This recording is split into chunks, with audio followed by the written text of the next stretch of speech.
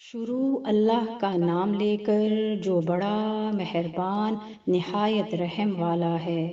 سورہ نساء آیت 24 تا 33۔ اور شوہر والی عورتیں بھی تم پر حرام ہیں مگر وہ جو قید ہو کر باندیوں کے طور پر تمہارے قبضے میں آ جائیں۔ یہ حکم اللہ نے تم کو لکھ دیا ہے اور ان محرمات کے سوا دوسری عورتیں تم کو حلال ہیں، اس طرح سے کہ مال خرچ کر کے ان سے نکاح کر لو، بشرطے کہ نکاح سے مقصود عفت قائم رکھنا ہو، نہ کہ شہوت پرستی۔ تو جن عورتوں سے تم لطف اندوز ہوئے ان کا مہر جو مقرر کیا ہو ادا کر دو، اور اگر مقرر کرنے کے بعد آپس کی رضامندی سے مہر میں کمی بیشی کر لو تو تم پر کچھ گناہ نہیں۔ بے شک اللہ سب کچھ جاننے والا ہے، حکمت والا ہے۔ اور جو شخص تم میں سے مومن آزاد عورتوں سے نکاح کرنے کا مقدور نہ رکھے تو مومن باندیوں ہی سے جو تمہارے قبضے میں آ گئی ہوں نکاح کر لے، اور اللہ تمہارے ایمان کو اچھی طرح جانتا ہے۔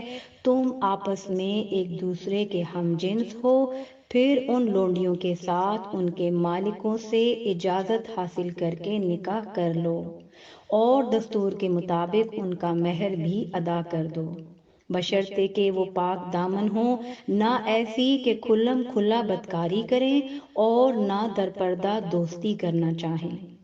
پھر اگر وہ نکاح میں آ کر بدکاری کا ارتکاب کر بیٹھیں تو جو سزا آزاد عورتوں کے لیے ہے اس کی آدھی ان کو دی جائے۔ یہ باندی کے ساتھ نکاح کرنے کی اجازت اس شخص کو ہے جسے گناہ کر بیٹھنے کا اندیشہ ہو، اور یہ بات کہ صبر کرو تمہارے لیے بہتر ہے، اور اللہ بخشنے والا ہے، مہربان ہے۔ اللہ چاہتا ہے کہ اپنی آیتیں تم سے کھول کھول کر بیان فرمائے اور تم کو اگلے لوگوں کے طریقے بتائے اور تم پر مہربانی کرے، اور اللہ جاننے والا ہے، حکمت والا ہے۔ اور اللہ تو چاہتا ہے کہ تم پر مہربانی کرے، اور جو لوگ اپنی خواہشوں کے پیچھے چلتے ہیں وہ چاہتے ہیں کہ تم سیدھے رستے سے بھٹک کر دور جا پڑو۔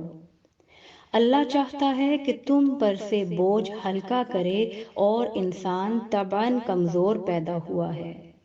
مومنوں، ایک دوسرے کا مال ناحق نہ کھاؤ، ہاں اگر آپس کی رضامندی سے تجارت کا لین دین ہو اور اس سے مالی فائدہ حاصل ہو جائے تو وہ جائز ہے، اور اپنے آپ کو ہلاک نہ کرو، کچھ شک نہیں کہ اللہ تم پر مہربان ہے۔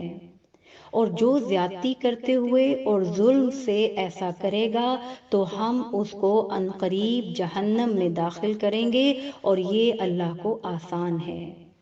اگر تم بڑے بڑے گناہوں سے جن سے تم کو منع کیا جاتا ہے پرہیز کرو گے تو ہم تمہارے چھوٹے چھوٹے گناہ معاف کر دیں گے اور تمہیں عزت کے مکانوں میں داخل کریں گے۔